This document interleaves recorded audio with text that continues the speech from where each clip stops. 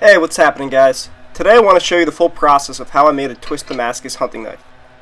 I begin by cutting the pieces of steel to start my initial billet of Damascus, which consists of 24 layers of 80 CRV2 and 15N20.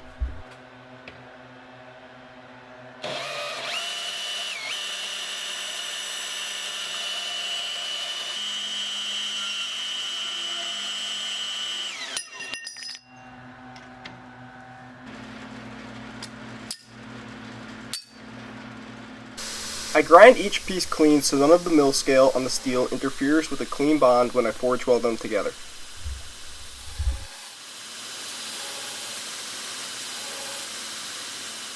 Besides grinding off the mill scale, I also tend to lose my fingernails in the process.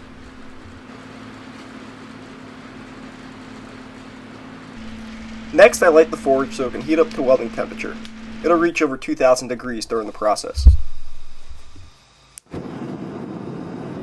I then consolidate all the steel into one stack, alternating between the 80 CRV2 and 15N20. This variation is what will cause the contrasting pattern later in the process.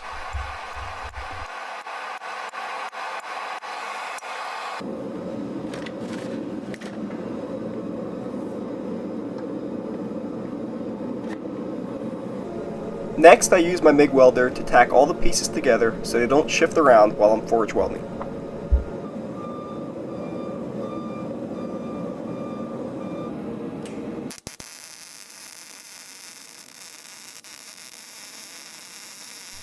I've always found welding to be such a mesmerizing process to watch.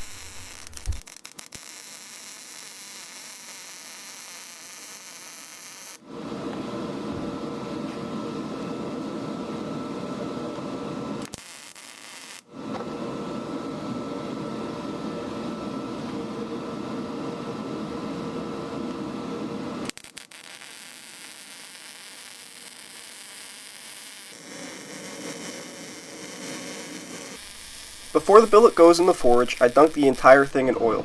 The oil will burn off and leave a layer of soot or carbon. This will protect the steel from oxygen as it heats, ensuring a clean and flawless weld. I set my initial weld with a quick squish on the press. It's important I don't work the material too aggressively at first, otherwise I risk the pieces tearing apart from each other.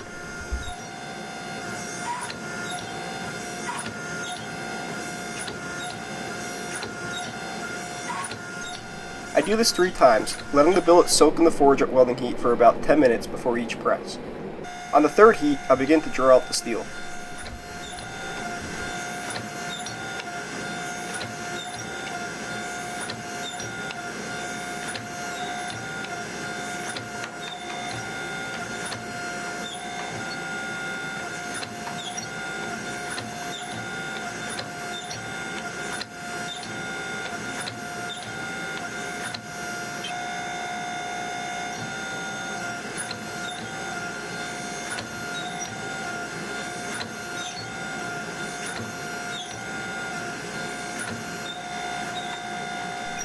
As the propane starts to run out, I have to shake the tank around every few minutes in order to prevent it from freezing.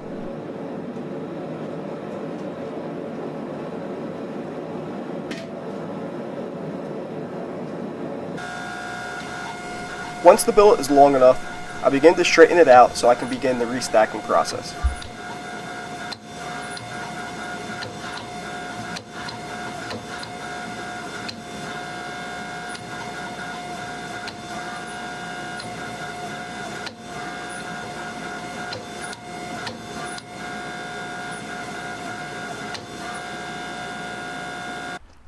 I grind all the forge scale off the billet, then cut it into 4 pieces and restack them. I clean each piece very thoroughly so I ensure I get clean welds, and this will increase my layer count to about 100 layers.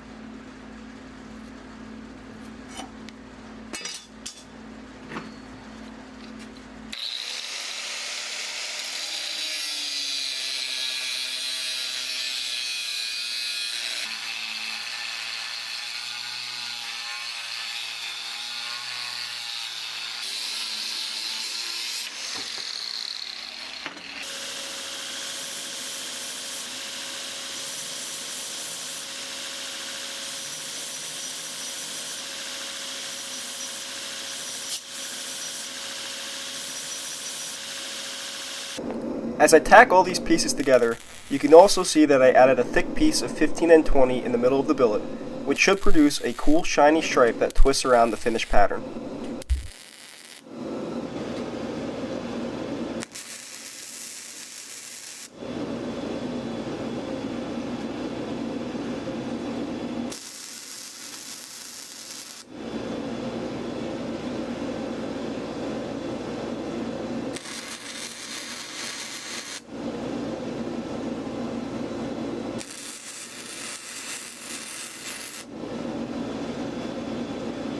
Then it's back in the forge so I can bond all these layers of steel into one seamless unit.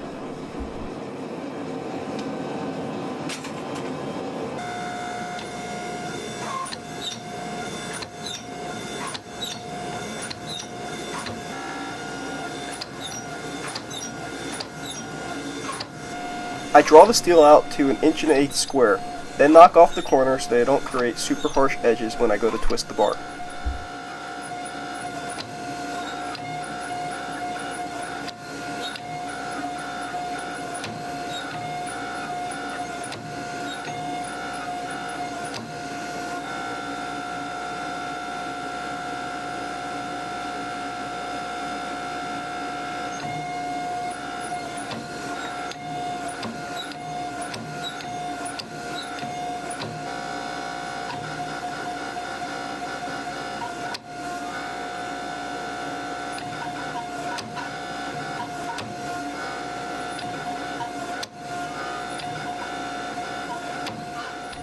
I use a DeWalt cordless impact and 8-point sockets to twist the steel, which works great. I'll leave links to these in the description in case anyone is wondering what models I have.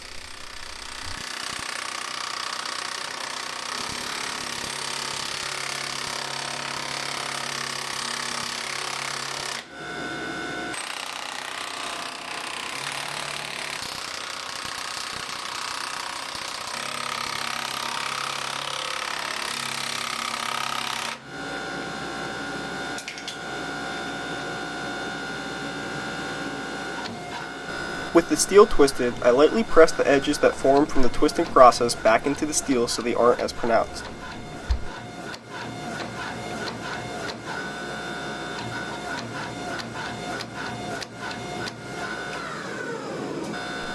Next, I slightly flatten the bar.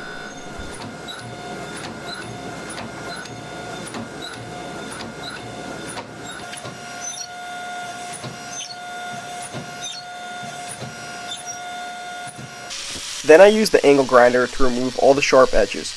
This will reduce the risk of the steel splitting apart as I draw it out to its final dimension.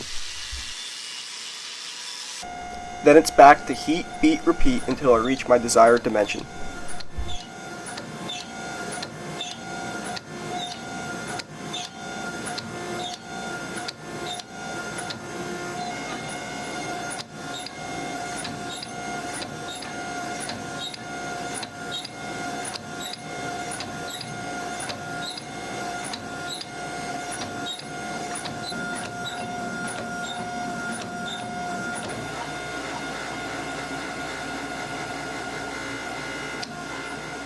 With the bar where I need it, I straighten it out, let it cool, then I attach my template and cut the steel to shape.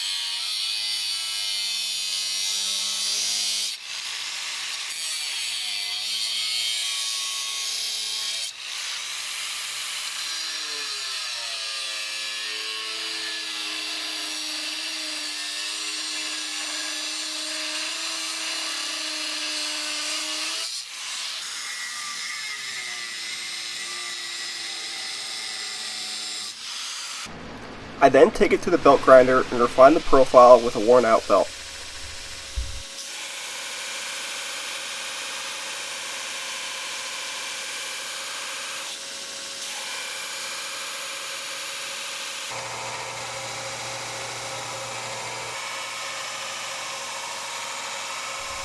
Next, I run the profile blade through a series of normalizing cycles.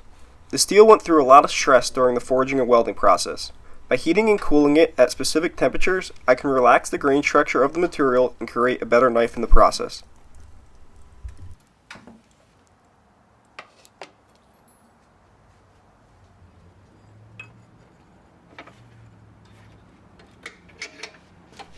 With the steel normalized and annealed, I knock off the hard forge scale with the angle grinder, then pop it into my surface grinder to get everything super flat.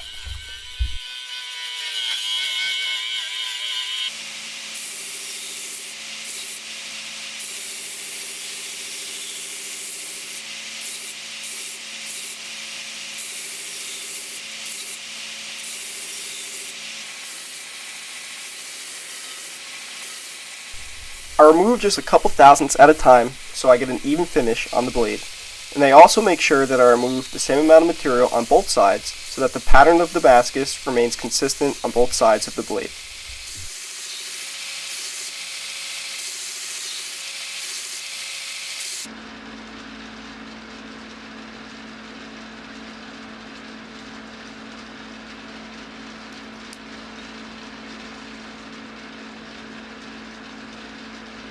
With everything flat, I use a granite surface plate and a height gauge to scribe a center line around the edge, then begin to grind in the bevels.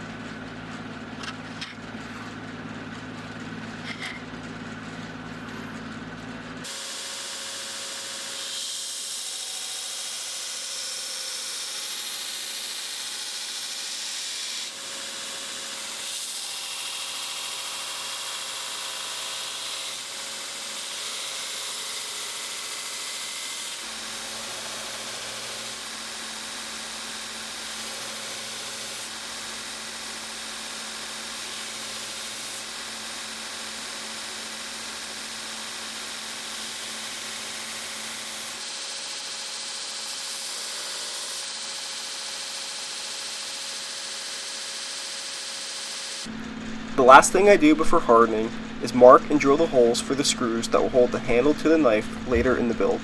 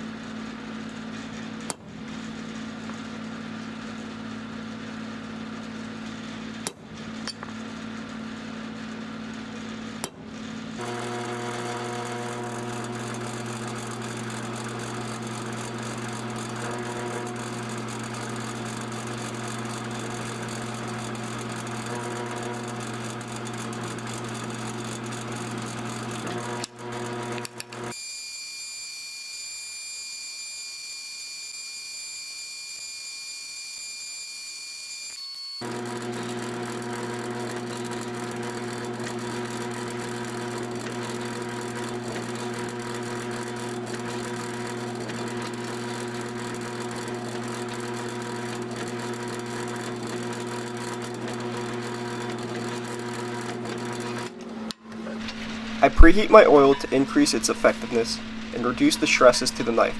I then go ahead and quench the blade.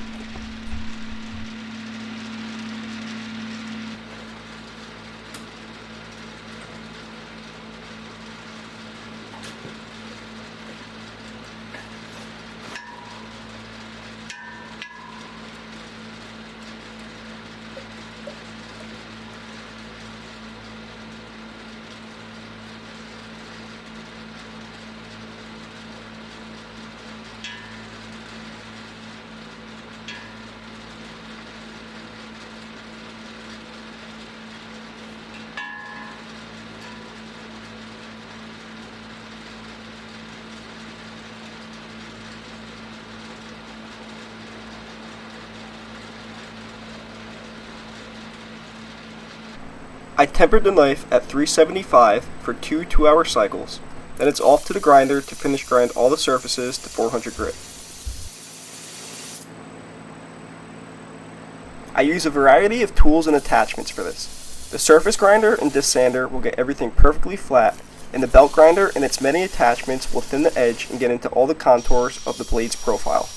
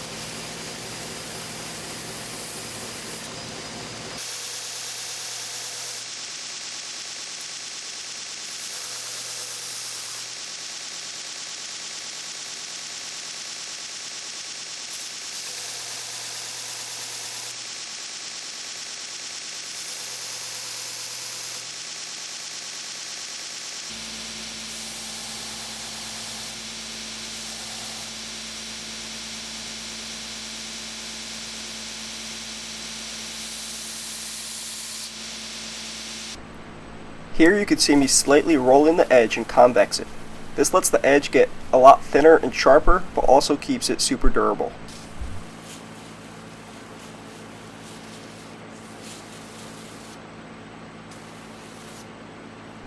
With the blade finished, I move on to flattening the handle scales. I'm using desert ironwood for this, and it's important that I get them super flat, otherwise they're not going to sit flush and cleanly against the knife.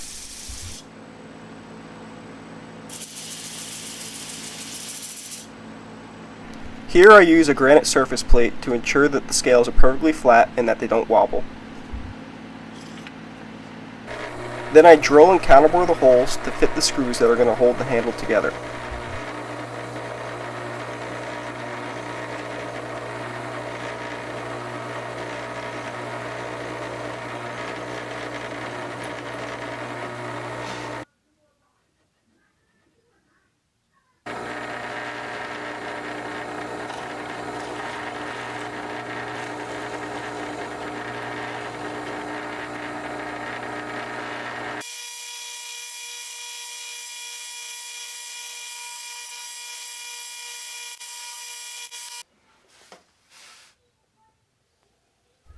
Next, I'll mark and cut the profile of the handle on the bandsaw, then refine the shape using my belt grinder.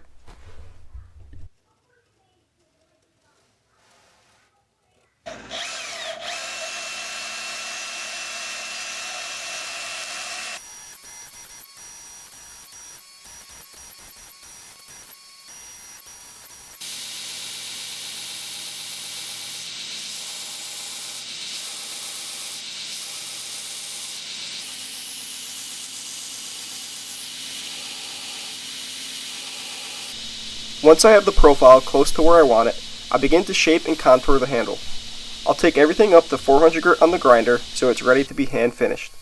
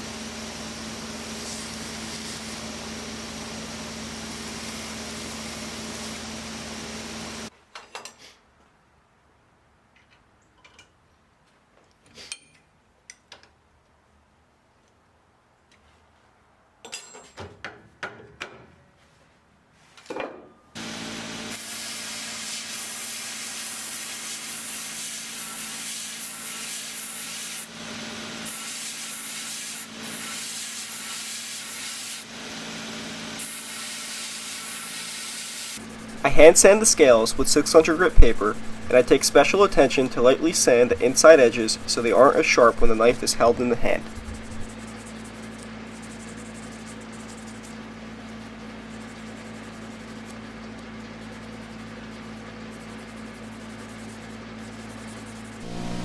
Then I buff them on the buffer using white compound to get the final shine.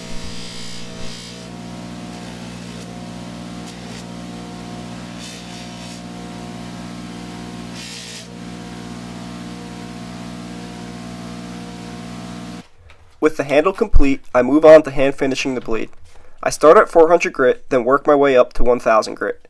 This can be a pretty tedious process, but by using good quality sandpaper and proper technique at the grinder, it goes relatively quickly.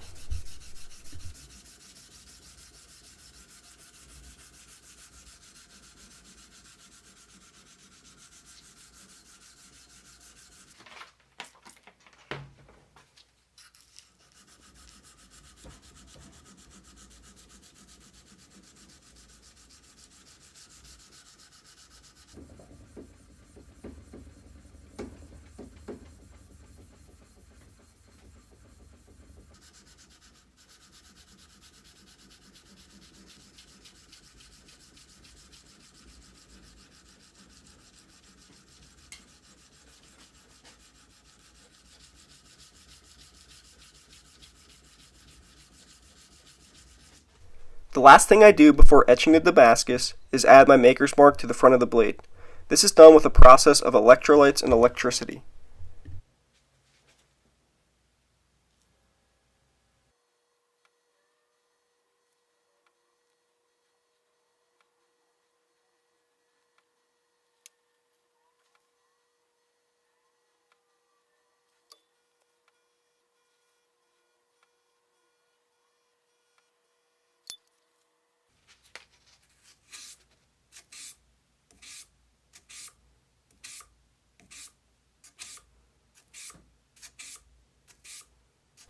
With the blade sanded and cleaned, I begin the etching process to expose the pattern I created in the forging process.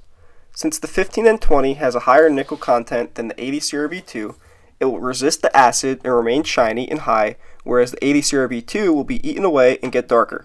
This process is done in 5-minute cycles so I can sand off the oxides that form for a cleaner etch. I do this as many times as necessary until I get the desired depth and texture I want in the steel. I'll end with a final etch in coffee, and this will increase the contrast in the pattern.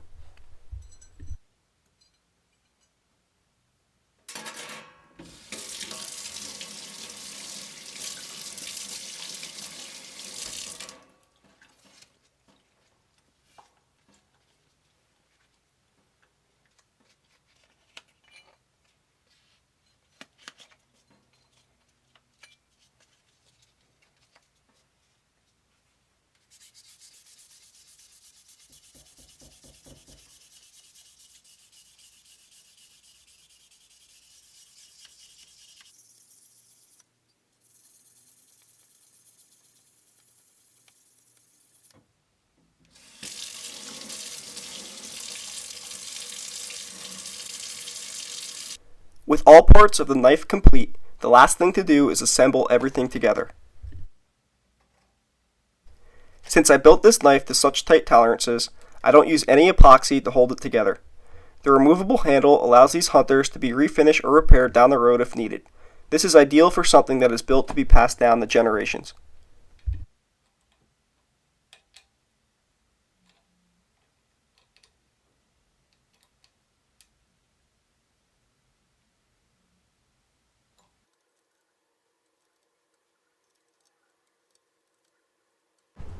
And here's the finished knife.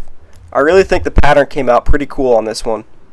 I also love how I made the scales a little bit of an heirloom fit, which just gives a great feel and index to the blade, and also ensures that nothing's going to create any gaps or sharp edges down the road if the material expands and contracts like natural material will.